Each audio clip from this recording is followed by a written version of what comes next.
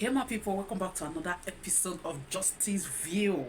Now guys, this is another episode you will love to watch. Trust me, you will love to watch this episode.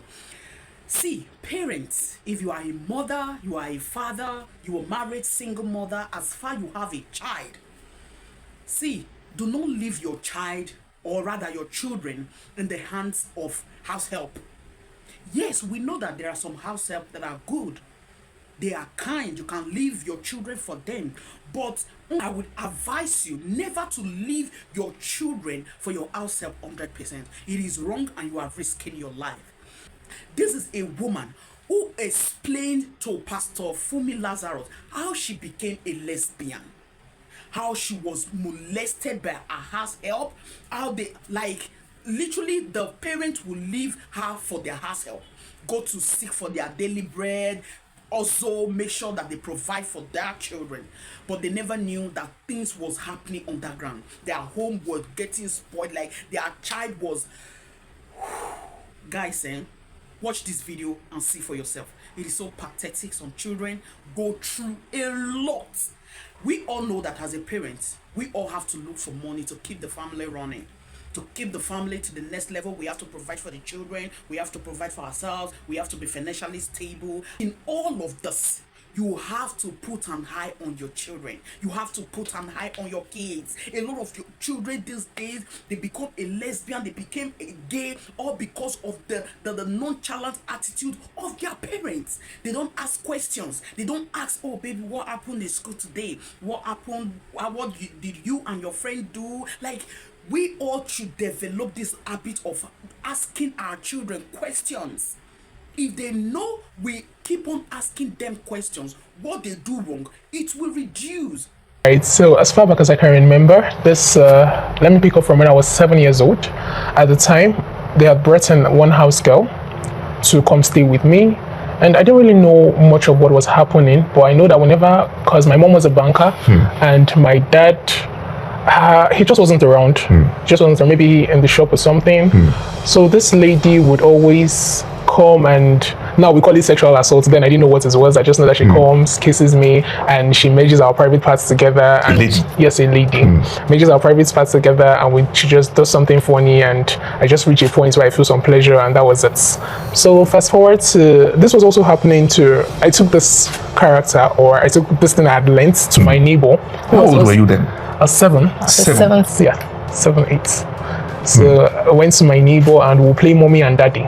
So when we play mommy and daddy, Boy. A girl. A girl. Yes. So when it gets to the place where let's go and spend the night, we're done for the day, let's retire, then we'll touch ourselves. And this happened with my friend, this happened with my cousins as well. So so fast forward to when my parents now separated. So I followed my mom. Then I was still in primary school. So this was also happening in primary school as well. I joined this clique where we were always going to the toilets to touch ourselves. And as a primary 6, we're masturbating with chairs. We just sit in between, put our leg in between the chairs and just be naughty. And so that happened, and I would always just go back home. Nobody really cared about what happened in school and all of that. So now my mom was she was a banker, so she had gone to work, and I was staying with her. But after school, I'll go back to my dad's place and just stay in his provision store. They were not together. They had separated now. They had separated. So they separated after the house girl incident. They didn't know, but what made them separate was I know that the entire different thing that nobody has really come out to tell me this was what happened. Till now. Not gotten a clear story on what happened. So they separated, and I would always come back from school, come to my dad's place and spend the time there. I would just stay in the provision store. So nobody really asked me how was school, nobody really cared. And I started, I didn't even know that was supposed to be asked, first of all, but I started becoming used to myself. Up till now, my mom would really tell me that no one really trained me, I trained myself. Yeah, she would always say that. So when my mom comes back from work, she'll drive to my dad's place, pick me up, and then we'll go back home, and then I go to school again. So fast forward into secondary school, I went to a boarding house. It was only girls, but then nothing happened. At least throughout my junior secondary school, nothing significant happened. But whenever I come back on holiday, during those periods as well, I would always come back to the house, and I was still with my mom now, but I'll go visit my dad from time to time. Now fast forward to my JS3, we had the long holiday before senior secondary school. That was the first time I got into a relationship per se. Now, I was 14 years old at the time, and I met this personnel who was like a worker in my school, and he invited me over to his place. So I went to his place, and he just opened pornography and showed me, and we watched. And when he was like, do you know what they're doing? I said, no. He said, okay, that these people, what they're doing, they really love themselves, and that's what he's going to do to me because he really loves me. So I was excited, and yeah, we had sex. And how old were you then? I was 14. 1 and 4? Yes, I was 14. So we had sex, and okay, at the time before the sex, he had asked me if I was a virgin, and I affirmed because, of course, I've not had sex with any man. So, and when I knew what sex was, I knew that I had not had sex. I was still a virgin. But after the sex, I didn't bleed, according to him. So he said I was not a virgin, and he ended things that I lied and all of that. So I didn't even feel any way. I just said, okay, on to the next. So, of course, was he much older than you? Yes, he was 28. And you were 14? Yes, I was 14. Twice your age? Yes, twice my age. He was 28. So I came back home, and I went to his place from my mom's place. So something about me was that I was very, very good with lying. I knew what to tell my mom that would always give me permission to leave the house. I'll tell her something's happening in school and all of that. And she's like, okay, no problem. So now I was now at home, and I just found myself open to any guy that was ready to give love. So far, I didn't even care about the money. In fact, most of them, I was the one feeding them. You found yourself glued to any guy that was ready to give love? Yes. Or what I understood as love. Yes. Let me put it that way. Yes. You know, I've once spoken about this before. Yeah. Why do you think that was happening? Okay, why do I think that was happening? Yeah, now I know something. I just know that it seems like something was missing. Could it be that? My mom, yeah, because when I see how I'm on TikTok most of the times, and I see the relationship between father and daughters, I'm like, in fact, before my dad passed, I have a stepsister, and there was one time I saw the way he had carried her and played with her, and I'm like, I never had this. In fact, I remember vividly one time I came back from school, I had drawn something, and I was trying to show my dad that that's CCC, and he pushed me away. He pushed you away? Yes, I think I was maybe 6 at the time. I was in primary 1 and primary 2. He pushed me away, like, go and show your mommy that has money. That was the statement. So when I saw him having that with my stepsister, I was happy for her, in all honesty, but I just said, okay, I never had this. So I'd always just open myself to any guy, and yes, they were coming in their numbers, as far as, because now word got out on the street that I was cheap. And not only that I was cheap, I had money to give. Yes, I had money to give because my dad was running the provision store. So anytime I go and visit him, I would always make it an agenda to steal as much as I can steal and come back home to give some to my mom as well, because she was struggling. She had lost her job at the bank. She was struggling as well, and then to feed whoever boy was around at the moment. So, and whenever this guy maybe was done or was satisfied and left, the next one came, and I didn't even find a problem with it. I could get hot, like I would cry, like, okay, but so far there was another person to replace. I was okay. So you could not be alone. Yeah, I could not be alone without someone in your life. Yes. Giving you a sense of validation or love. Yes, couldn't be alone. And this was because you did not have that father's presence in your life. Yes. To show you what real love should have been, father to daughter. Yeah. So you find yourself moving from this relationship to another. Within that period of time, you were alone without a relationship. What's the maximum how would I put it now? The maximum number of days that you spent, or months, or years that you spent without being with anybody alone? None. Huh? None. None. I always need the next person. So while this one is ending, you're already bringing the next person. Yes. You know, one thing about we ladies, we always have guys that are just there checking up on us and all of that. So maybe this one was ending, I already knew that, okay. In fact, most of the time, they didn't even need to ask me, can you be my girlfriend and all of that. Once you just come, we have sex. And yes, the relationship has started. So none of them were really even termed relationship in, how will I put it, in that kind of manner. So we just come, we have sex, and okay, he's my boyfriend, straight, and all of that. So fast forward until I got into SS3. So we had this man, he was an accountant in the school then. So I had a guardian in his office, but in house you'd always have someone you got me to uncle, I want to call my parents and all of that. So I had my guardian in his office, and I came in that day and I saw the accountant, and he was like, hey, you carry my bag to my car. So I carried his bag to the car, and he told me, come and meet me in the night, I'm coming back. So I came back to meet him that night, and we had sex. And you were in secondary school? Yes, I was. And he was the accountant of the school? Yes. Meaning that he was elderly? Yes, 37. 37 as at that time. Yes. And you were around what age? 16. 16. Yeah. And the school management didn't know. No. They didn't know. So I met with him. I said to give me 5,000 naira. I was so excited. I had a lot of money. I went to go and spoil my friend. That 5,000 to you then it was much? Yes, it was. It was much. We bought gala and samosa and coke and a lot of things. Just bought them for my friends because buying pins was a way to get friends for me. Didn't really have any genuine friends. Any friends I had around, I had to buy them something for them to stay. I always had to show that I have money. Come, I have something to give you in terms of money so that you can stay. So there was no really genuine friendship. And I didn't want to be alone as well for friends. I wanted to belong. You were giving your friends money? Yes, I was. You were giving them things? Yes, I was. Because you were trying to get their friendship? Yes. This happened in primary school as well, where I had stolen money and I bought things for the whole class so that everybody would. Because you wanted acceptance? Yes, that's the word. Yes, that's the word. So it happened in primary school as well and just continued like that. So this man, he would come. So we now started a relationship again with this one. So he would come in the night, sneak me out from school, we'll go clubbing. Yes. The accountant of the school? Yeah.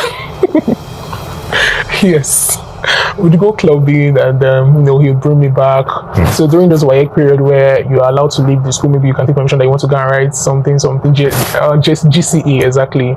So he would take permission on behalf of my parents and we'll go to his house and I will stay for as long before he would bring me back. So I had, I think that was like the first good relationship I had because there was the love, there was the money, there was the spoiling. Your dad? And all of that. Did he ever get to know about all this? No. Your mom? No.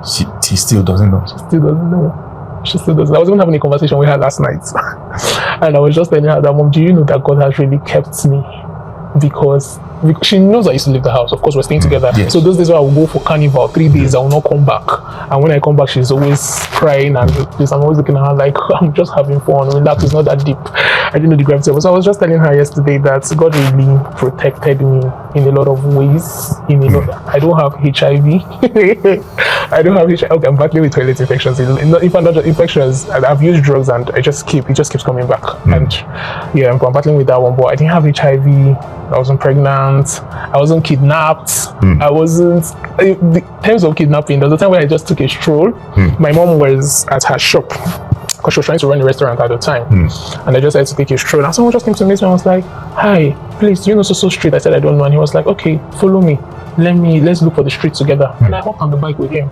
And they took me to a deserted house, brought in bag of whatever was that blue paper, and they dipped it inside one chemical and was like, it turned to 1,000 naira notes. And the man was like, he has about 12 million naira of that.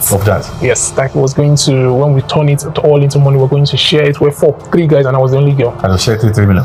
Yeah, so yes, so we share it, but now we need to go and buy chemicals to wash all the money. So they had told me that I should go home and look for money. So the man told me I had to swear not to tell anybody about this. If I do, I will die. So for me, in order for me to swear, I said I had to open my breast and they had to touch my nip. And I didn't even know this pattern on their hand. It appeared at the back and all those drama. And I went home to start looking for money that was not in the house. I was calling the man that there's no money in the house. He said there is money. I should find.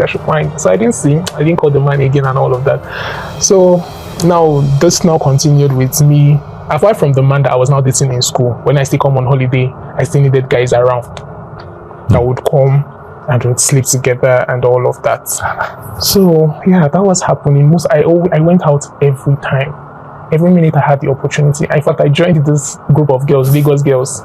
They're mostly following Yahoo guys, and I would go out with them. The Yahoo guys now, they had this apartments. They were 4. So one of them was like, let me make this one my smallie now. I said, no, wahala. So one day, I wanted to go back to school. My dad now had got some provisions normally, but I wanted extra. I think I wanted to carry 3 sets like my mates were carrying to school. So I said I needed money. I needed like 20k to get extra 2 sets of provisions to give my mom out of the money as well. So the Yahoo guys were there. They were standing.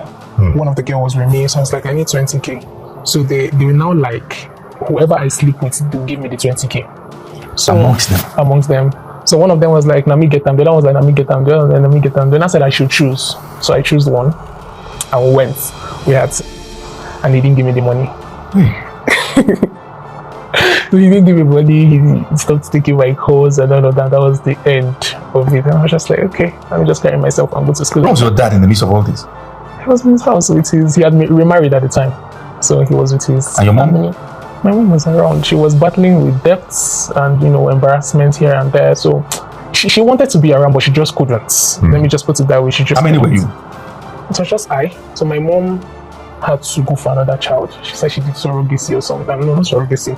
Where they give you, she went to spend bank or something. I don't know. That's the story. She and got the child, a male child. You believe the story? 2013. This story came out recently because she had portrayed to me that there was a man that was coming as at, let me say I was 13 years old.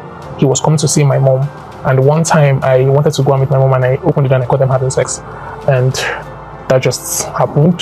And you were a teenager then? Yes, I was. So now this child comes and I'm thinking that is the guy's father. So my brother has really gone through a lot. And the one day I just picked up my mom's phone, looked for the man's number, and I chatted him. I was like, what? Even if you don't want this, so at least be sending monthly upkeep. And that was how the man told me that he's not the father of the child. And I should ask my mom for the truth. So I had the conversation with her. We're just walking, and I just popped it up. That I asked this man, and he said he's not the child. Why did you do that? Why didn't you tell me? I said, okay, he's the father because his bills needs to be sorted. And that was when she told me that she just had to get another child so I won't be alone. And all of that.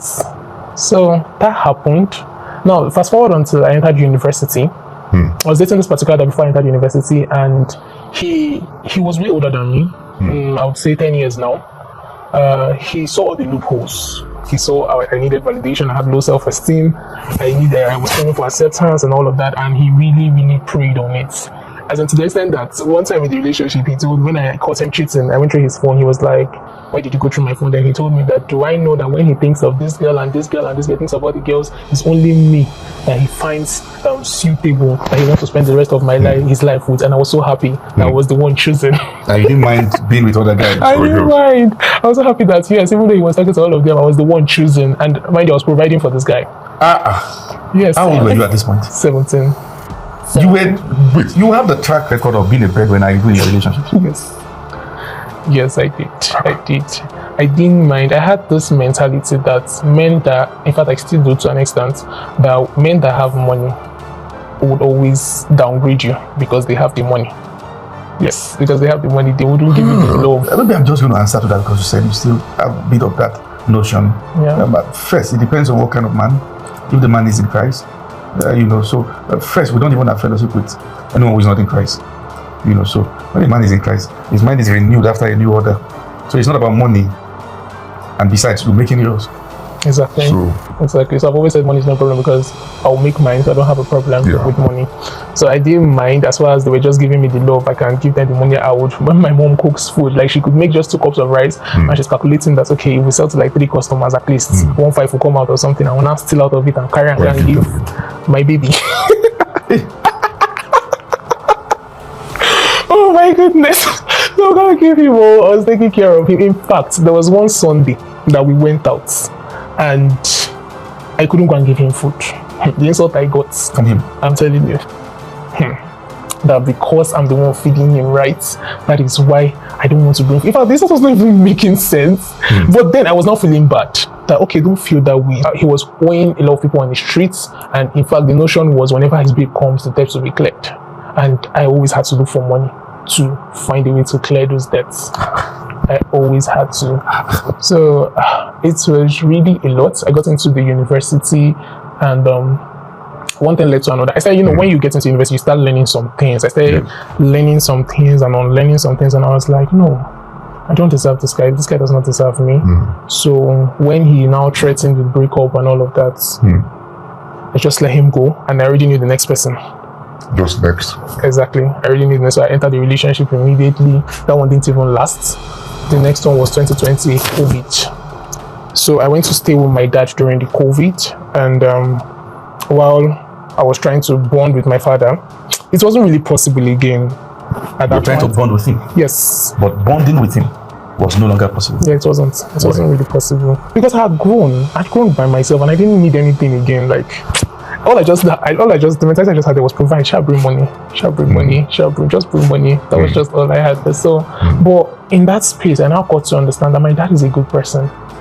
I got to understand that my Was dad that is the a first time of having such time with him? Yes, that was the first time. That's the first time I was spending the longest with my dad, because anytime I go and spend the holiday, I can spend time with my dad, and I say, let me even sleep over. My stepmother was always giving me a headache. And when she gives me, he remarried. So when she gives me a headache, it affects him. He will not eat. He will be like, there's no peace in his house. So he would go and stay out. And I was like, okay, instead of my father to not be having peace, let me just not be coming and be spending time with him. So I stopped it. It was really bad, because there was the time I came to visit my dad, and this woman carried her son. But I think maybe he was 6 years or 5 years at the time. And said, look at this girl, she's a beggar. So it was that bad. But at the point when she even did that to me, you can imagine, because I didn't feel anything. I just laughed, because I was so happy that I was going to meet the boy that loves me back home. So this is it. When there is no love coming from your immediate family, you tend to look for it everywhere else that you can find everywhere else. And once people see the loophole out there that you are a young lady who is looking for love, for validation, they take advantage of you, sexually and financially. Financially and sexually. It's a pattern. Yeah, it is. Like, I remember one of the time you were preaching and you said, ladies who don't have their dad around are always loose. Tend to be loose unless God intervenes. Yes. You know, I was dragged for that, and I just felt it's okay. And I remember someone that was dragging me for that. And the lady said, insult. In fact, I did not even read it. Somebody just told me about it. It was all those stuff. And then somebody put in the comment section that what this man is teaching is true, even in your life. I was talking to the girl. That, I mean, you had this issue now. As a teenager, you had aborted about 5 pregnancies. Because the role of a father is beyond the ability to just give birth to a child. Discipline, love, and by love I mean healthy love, and then security. Because once these things are complete in the family, there is nothing the child is looking for outside again. Outside, there's nothing.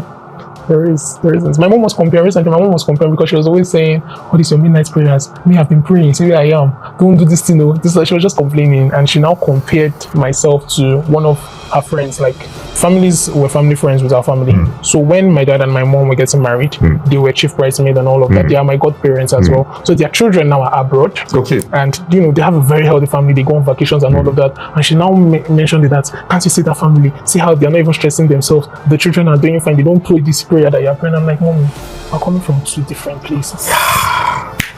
We are coming from those people have their family provided for them all through, not just financially, security, love, everything that a home is meant to be. We're coming from 2 different places. So it's just really a lot. And these things you're saying, is what I've been trying to communicate this. That sometimes it is not like some children are not smart in school. There's a lot to deal with because of a defective background. And before they now even start talking about measuring up with their own equals, my God.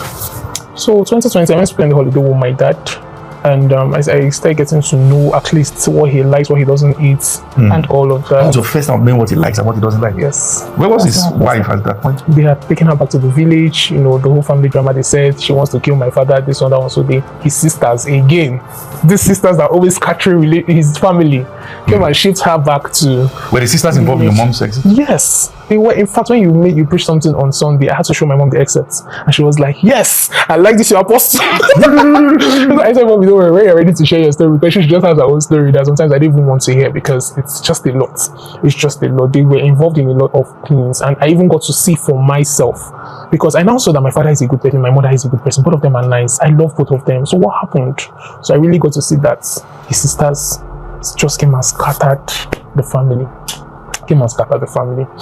So my dad were trying to start getting to know him then. Now, this boy that I was dating before or while in the university and before I entered the university, the one who had taken advantage of all the loopholes he saw, he was always coming back. And for some reasons, I was always accepting him. Is he from a good home? No, he's not. That's it. I'm sorry just to intrude. You see, when a man is not from a healthy background, that love has been communicated the way it should be, such a person doesn't know how to love.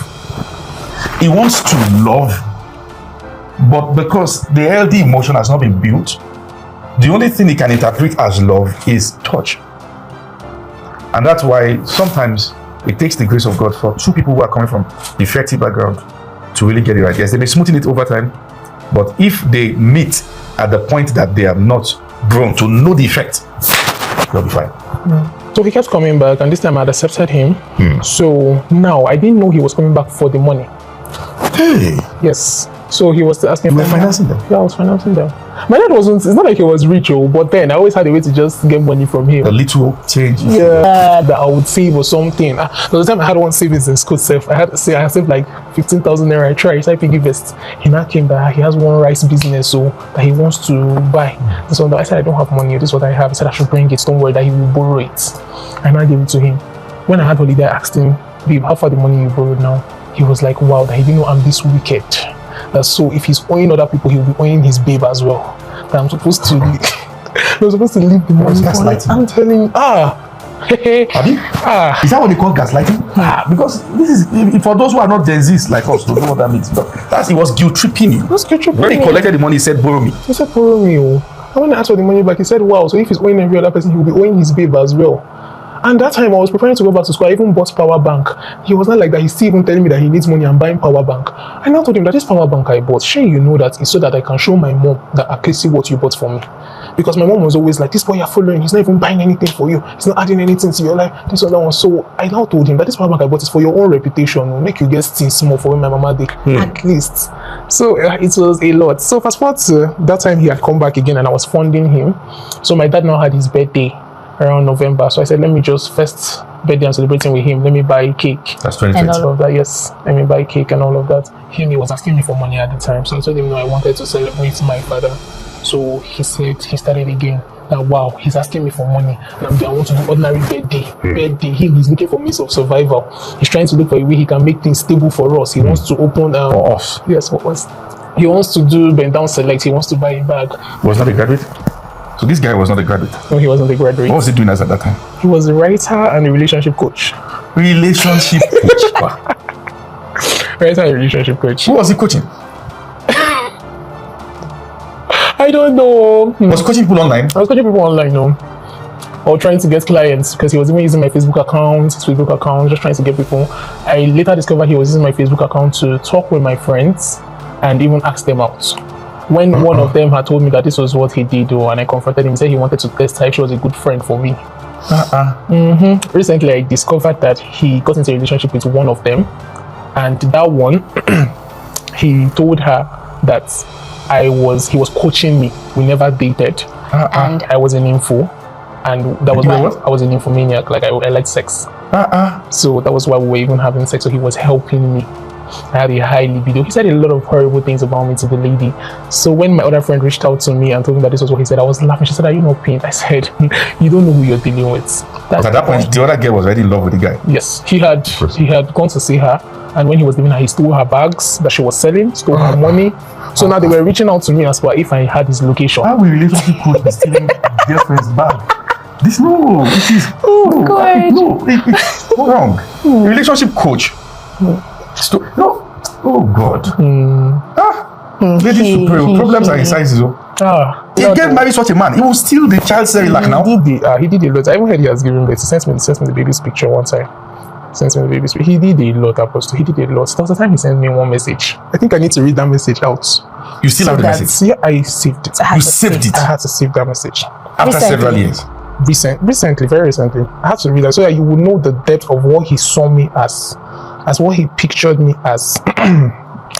Okay, this was the first message. This message he sent, he attached my nude because nude was a normal thing for me. I was giving out my nude. So he says, just in case, this is just how cheap you are and would always be. You were never loved and can never be loved because you were brought up with no dignity and a very low self-esteem, with a attitude that pushes you to you see, because you're an infomaniac that can't just stop. You really need to watch your mouth. Your hands aren't clean. Some of us already left the past. This girl and I was in love, okay? That is the girl now that he stole her bag. Was in love and I never regretted dating her. And hey, you should ask the amount I spent on her and how I saved her after being beaten and publicly molested in her compound like an animal by her boyfriend. Ask her how much I paid the policeman to get him arrested and how much I paid after he was arrested and made necessary amends for assault on her.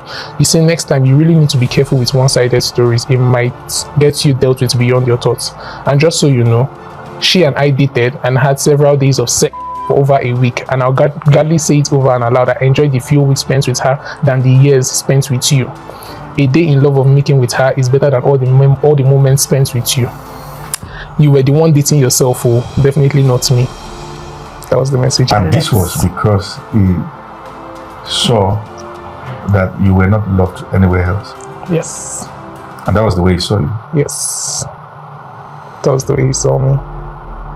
So let me ask, when did deliverance, or should I use the word healing, begin for you? At what point did it start? 2022. 2022, I met a guy just after I'd left another relationship again.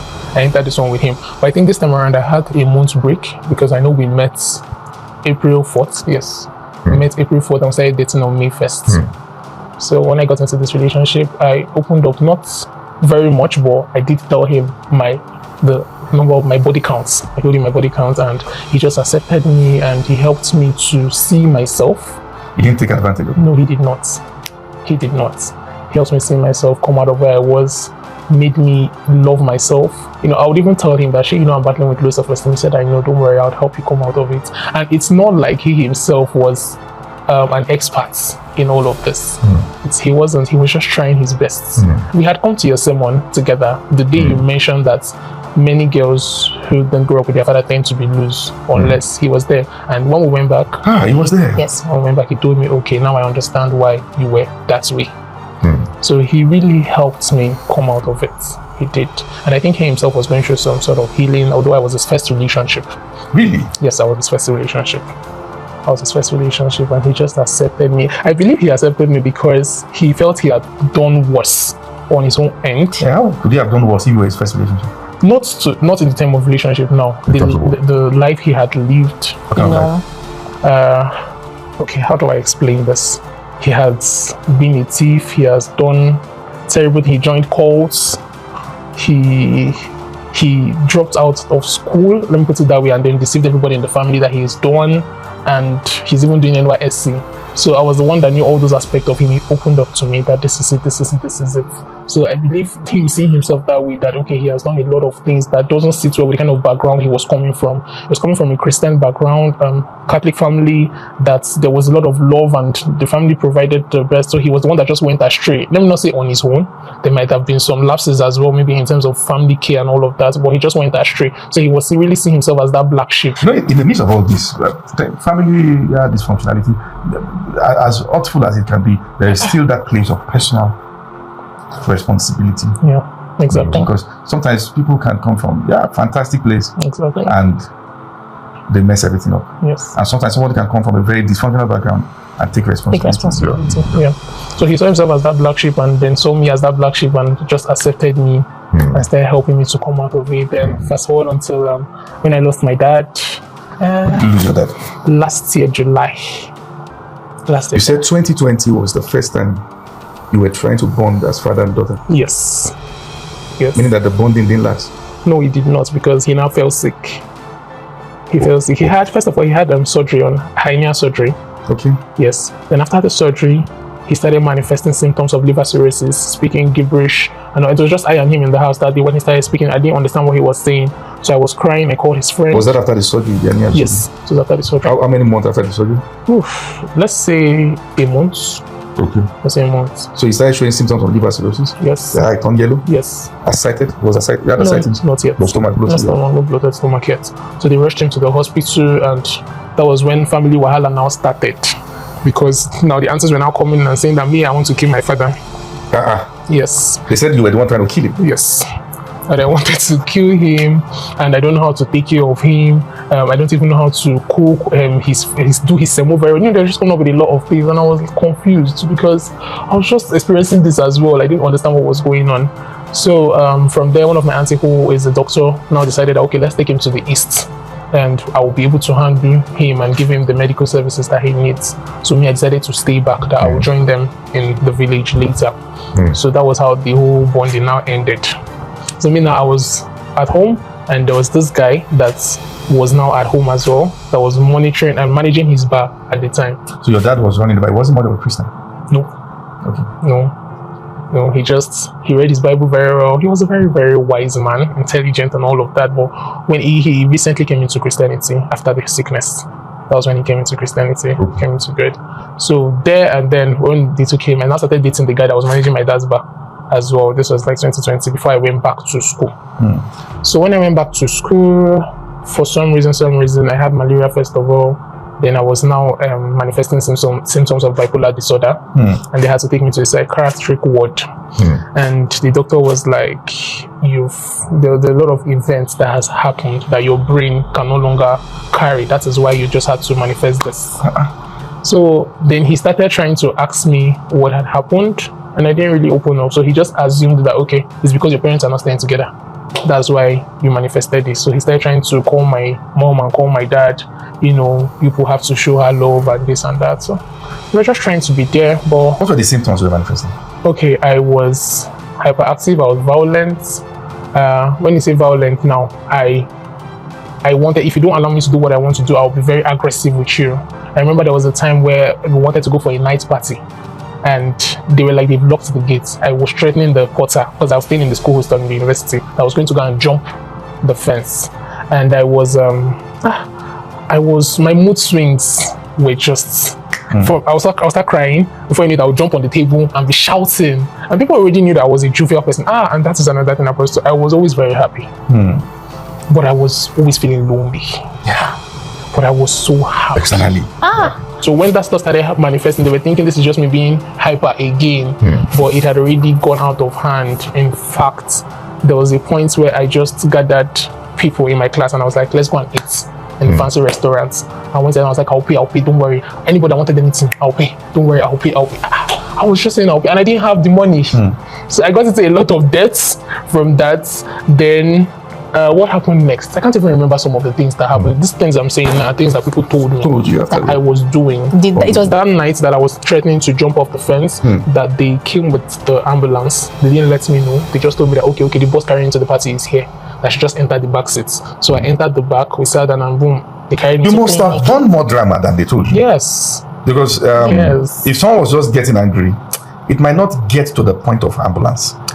I'm trying to have a mental picture. You must have gone to this place now. Yes. They may not, for this. I'm just saying. I mean, thank God we can talk about this now and laugh. But I'm just saying that things went really sour at that point. Very sour, very sour. So they had to trick me to the hospital, and then they had to give me a sleeping drug, and from there they moved me to the psychiatric ward. And then my mom and my brother came to stay with me, and you were there for many months, or many weeks? I was there for days. 10 days, so a week and 3 days. I was there for a week and 3 days because I was not having it.